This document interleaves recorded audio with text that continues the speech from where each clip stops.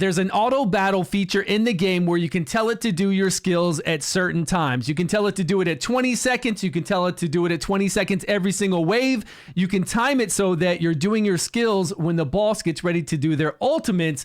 And it saved me a lot of time. All those dungeons that I've showed you to run through where you're dropping the turn meter, I'm able to line it up now that I don't have to do it manual. I can actually do it on full auto. This feature is amazing. And there's a lot to it, though. You have to try out a lot of things to make sure it gets exactly right. So you have to play with it a bit. Down at the bottom right, I have it set up so you can see that the feature is on. I can turn it off. It says customize skill timed, enabled, disabled. Right below your captain ability, there's this icon. Click on it with the flag, and you'll see your team.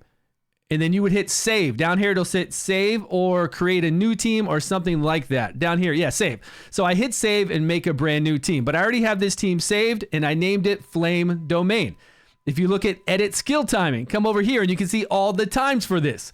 We're going to start with the easiest scenario. Very, very simple to change timing so that you can match up the skills, especially to do combos. And then we're going to get into some really in-depth ones. So this one's pretty simple. We got her move going 21.65 seconds. We've got her move going 18.93. Now I put skill books into Sigrid because I want to make sure she gets that heal block and attack down, and I don't mind her having a fast skill. I use that to do the ultimate more often in other areas of the game. But here, in this one, I want this to fire off after Usha does her ultimate. I want Usha to do that ultimate down there against the little Phoenix, against the big Phoenix, and get that frost debuff up. And then I want Sigrid to fire on the Phoenix in front of her, and then she'll hit all the rest, right? Whenever there's a debuff up on the enemy, Sigrid will then hit everyone who has a debuff.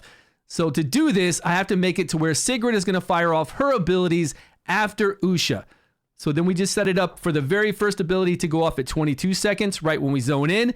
And then every cast after that, we're going to have it go off 21.5 seconds. Now, again, you have to play with this a little bit to get the timing right. You might try 21, then 21.5, then 22, but you'll eventually get it to work. And it's different if you have somebody in there like a Dree knocking down the turn meter of the boss every round.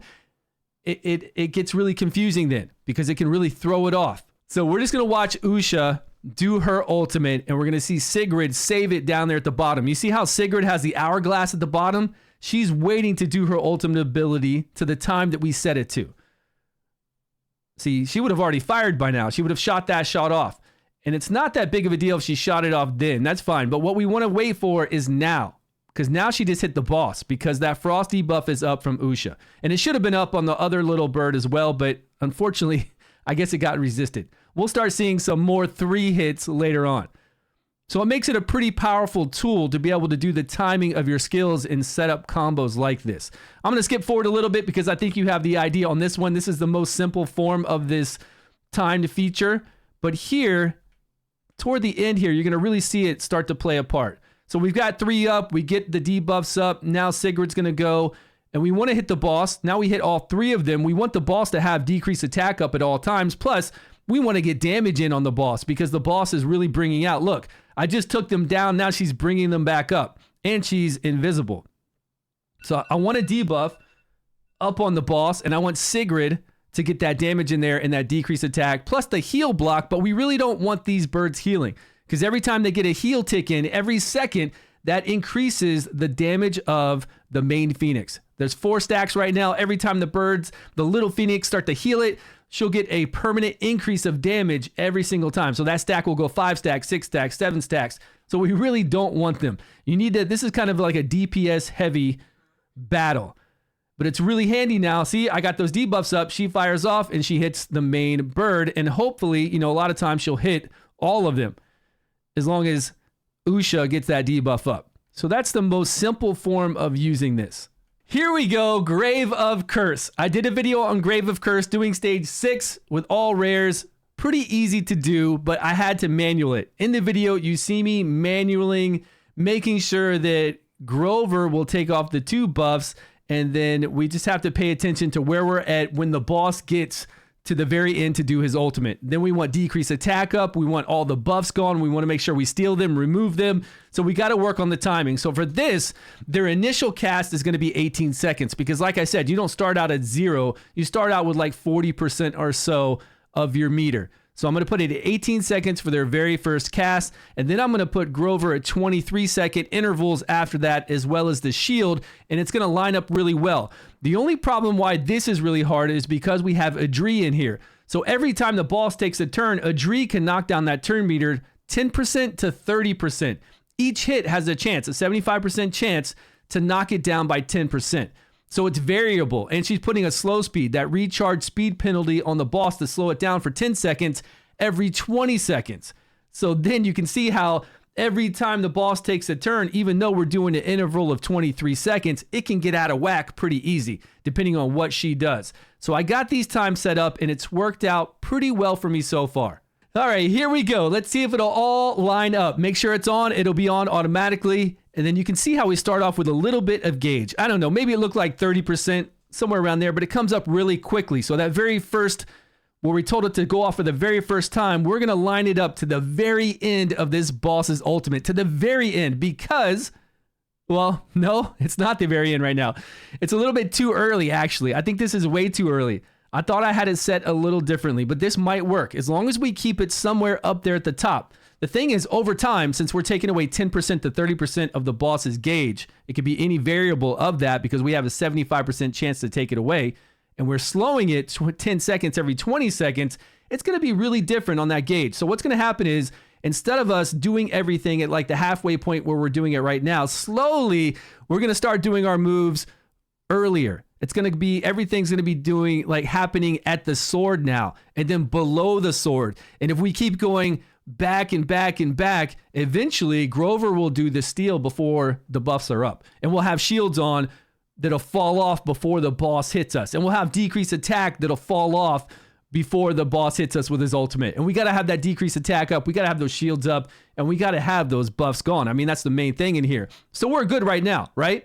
But over time, because of her, Adri, but without Adri, I couldn't do this. Without her in here, knocking the boss back and putting that slow speed, my skills aren't fast enough. That's why this is so beautiful to do on 6 with this free-to-play comp. Like, so nice. And I had to manual it, right? In the video, I had to manual it. I had to make sure that Grover would do it at the very end. I had to make sure we had our shields up at the very end. But here, honestly, we need to change the times even more because we're doing it far too early. And we don't have time set up for Arena. And what's going to happen, because I already saw this play through, what's going to happen is Arena is actually going to start doing too fast, like I said. And we didn't set up a time for her. And I'm going to show you. We're going to go back in there and edit her time so that it will be in line with the other two. We're not going to run it again, but I'm going to show you where I edit the time. Because right now she's doing it around that time, and the decreased attack is still there. It's still good. Barely. Look, it's running out. It's running out. Okay, we're safe on that one. But now the next few, she's doing it way too early, and it drops off. And we start getting big shields up. And I take it off of auto, and I start doing it myself. Right here, where's she at? It already dropped off. We don't have one up. So I start to notice it while I'm recording this recording, and I'm like, okay, I got to take her off auto and do it myself. Wait a while and do it myself because it's falling off. She's doing it right about now, but 10 seconds is going to drop, and the boss is really going to smack us. Here it goes. So she needs to be put back further. She needs to have an interval of 23 seconds like Grover and the main character, the Traveler, doing the shields. So I took her off auto here just to complete this out. Did manual, made sure we could finish it. Now we're good. So let's go back in there and see the setup. So she doesn't have a default time. The skill casting interval, hers initial is 18 seconds, so it does it right before the boss does the ultimate.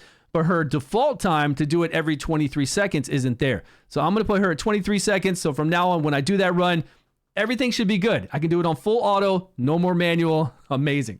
Okay, we're going into Flame Domain Stage 4. I did a video with this one. I think this is one of the best ways to do Flame Domain 4 with a really easy team. And the great thing about it is I no longer have to manual this. This has 3 waves, so this is a little bit different. You can do the 3 waves a couple different ways. I'm going to do it the easiest way that's been working for me. I came in here and just put in the first skill cast time. This is the first skill cast time each wave, because over on the far right, you see where it says separate timing for continuous stages. I have it turned on here.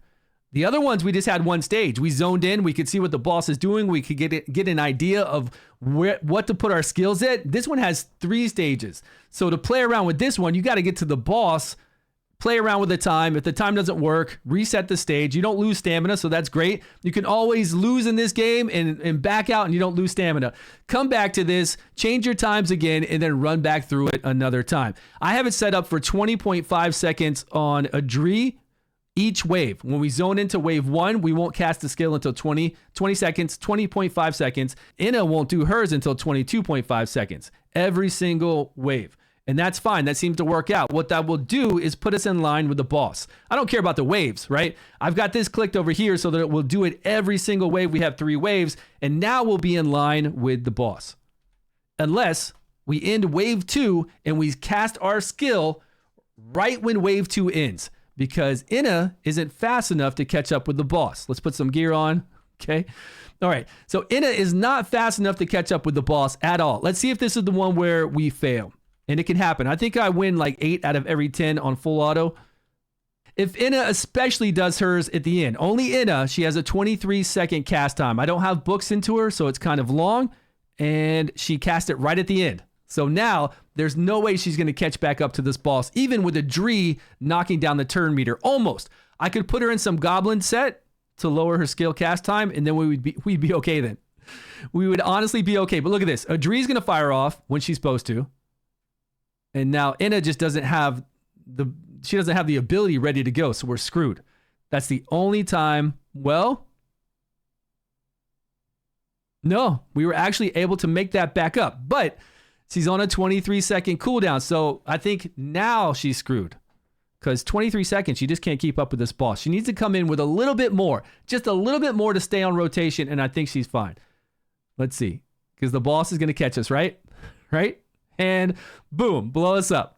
Okay, so that's how you'll fail here. It's hard. Like I said, it's hard to gauge this because you're knocking down the boss's turn meter, and every time the boss takes a turn, a full turn, it's a little different. So we're going to play this again. We're going to go through the waves. Very easy. If you don't know this setup, go watch my Stage 4 Flame Domain video dedicated to this. Very simple. They're all level 90, 89. None of them are rank 5. They're all rank 4. Oh, no. That one is. Well, no. This because I recorded it now. In the video, they're not. Now I've leveled up some of my heroes. But back then, no. So here, we're going to end this wave with her having a full meter. It doesn't need to be full, but she just can't use it right before we zone into the boss. Okay, now she's going to hold on to it, right? She's got it. We've got the time to use every single wave. We're going to hold on to their skills, a Dree and Inna's skill, until 20 seconds and then like 22.5 seconds. So a Dree's going to go off first. I think it was 20.5. There we go. And now Inna's going to go right when she should. Now Inna has time to do her skill every single. See how we did it a little early, but we did it right when the boss did her ability to put up those burns, like right on cue. Now she's going to start doing a little bit further because she's not that fast, right? It's going to start being a little bit further toward the ultimate gauge, but we have plenty of time. So she knocked it back. We've got the debuffs on, and it goes. Great. So Inna's kind of got like this much gap right now because she's doing it pretty early, and then the boss's ultimate is over here. But slowly, that gap will get less and less and less because Inna's ability is 23 seconds. Which is fine because we're doing damage, so it's okay. I mean, we're going to beat the boss, no issue. It looks like we have a lot of leeway right now. Kind of looks like we're really in tune. And it's great because I was having to run through this on manual. I'd have to do the first wave 1 and 2, cut off their abilities, wait for wave 2 to be done, and save Inna's skill, which isn't that big of a deal. But then right when I zone in here, I have to be ready and then go and then do it every single time. Now I just can watch it or I can do something else while this is running. So great, right? I love this feature. It's amazing.